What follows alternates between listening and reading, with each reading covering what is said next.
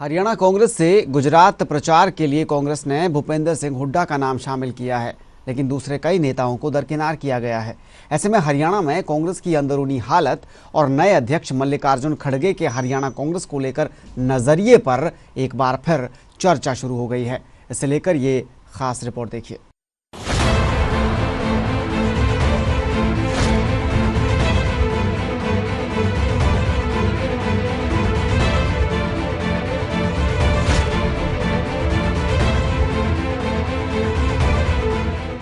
हरियाणा कांग्रेस की गुटबाजी किसी रोलर कोस्टर राइड की तरह है। जब एक का कद बढ़ता है तो दूसरे का गिर जाता है और दूसरे का कद बढ़ता है तो तीसरा डगमगा जाता है। ऐसा इसलिए क्योंकि हाल ही में कांग्रेस के नए नवेले राष्ट्रीय अध्यक्ष मल्लिकार्जुन खड़गे ने कांग्रेस की वर्किंग कमेटी को भंग करके नई स्टीयरिंग कमेटी बनाई थी। और हैरानी की बात ये, इस कमेटी में हरियाणा कांग्रेस के वरिष्ठ नेता और पूर्व सीएम भूपेंद्र सिंह हुड्डा को जगह ही नहीं मिली। उस पर कमाल ये कि इस कमेटी में हुड्डा के विरोधी गुट के माने जाने वाली कुमारी शैलजा और रणदीप सुरजेवाला सदस्य बना दिए गए। कुछ यही कमाल कांग्रेस ने गुजरात चुनावों को लेकर भी कर डाला। जिस गुजरात में आम आदमी पार्टी की वजह से कांग्रेस के लिए मुकाबला तिकोना हो गया है, उसी गुजरात में स्टार प्रचारकों के लिस्ट में हरियाणा से सिर्फ भूपेंद्र सिंह हुड्डा का नाम है।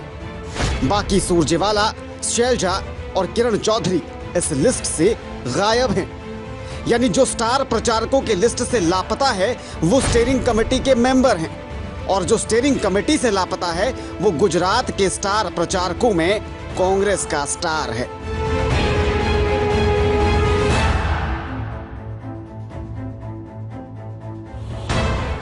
ऐसा लग रहा है कि कांग्रेस के दिग्गज नेता टिमटिमाते तारे हो गए हैं।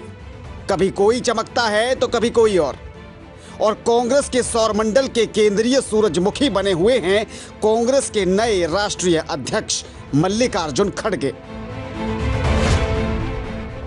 हरियाणा कांग्रेस में इस वक्त वो दौर चल रहा है जब हुड्डा सर्वोपरि हैं। उन्हीं की पसंद के उदयभान कांग्रेस के प्रदेश अध्यक्ष हैं और उन्हीं के दम पर आदमपुर का चुनाव भी लड़ा गया। लेकिन ये ओहदा हुड्डा को मल्लिकार्जुन खड़गे के अध्यक्ष बनने से पहले का दिया गया है, और इसी ओहदे के रहते हुए आदमपुर का उपचुनाव कांग्रेस हार गई। सोने पर सुहागा ये कि इस हार के लिए हरियाणा कांग्रेस के नेता खुलकर एक दूसरे को ही जिम्मेदार ठहराते देखे गए हैं। हाल ही में कांग्रेस प्रत्याशी जेपी और अध्यक्ष उदयभान ने एक प्रेस कॉन्फ्रेंस की थी, जिसमें ये दोनों कुमारी शैलजा, किरण चौधरी और रणदीप सुरजेवाला जैसे नेताओं पर तंज कसते देखे गए थे। अब सवाल ये कि जब सवाल एकजुटता का आता है तो कांग्रेस का हर नेता हम साथ साथ हैं का गाना गाने लगता है, और धुएं सी महीन एकजुटता जब बीजेपी की चुनावी आंधी में उड़ जाती है तो उसका ठीकरा भी कांग्रेस बीजेपी पर ही फोड़ती है, फिर चाहे ईवीएम का बहाना हो या फिर सरकारी मशीनरी के दुरुपयोग का बहाना। लेकिन चुनावी चौसर और जनता की चुनावी अदालत का मौजूदा परम सत्य ये है कि हरियाणा में कांग्रेस का घर अपने ही बर्तनों से टनटना रहा है। कभी ये ऊपर, कभी वो नीचे, और कभी वो ऊपर तो ये नीचे। ऐसे में सवाल यही है कि चुनावी चादर में जब जीत के पैर समा ही नहीं रहे तो चादर छोटी होने का दोष किस पर मढ़ा जाए? विरोधी पर, अपने नेतृत्व पर, अपने उम्मीदवार पर, या फिर जनता पर?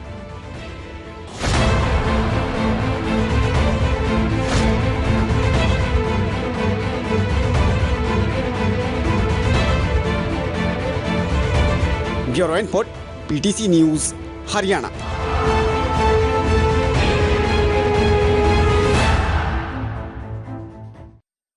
आगे बढ़ेंगे। आदमपुर का उपचुनाव जीतने के बाद हरियाणा में भाजपा के विधायकों की संख्या अब 40 से बढ़कर 41 हो गई है। भव्य बिश्नोई बीजेपी के नए विधायक हैं और इसे लेकर विधानसभा स्पीकर ज्ञानचंद गुप्ता ने भी उन्हें बधाई दी है।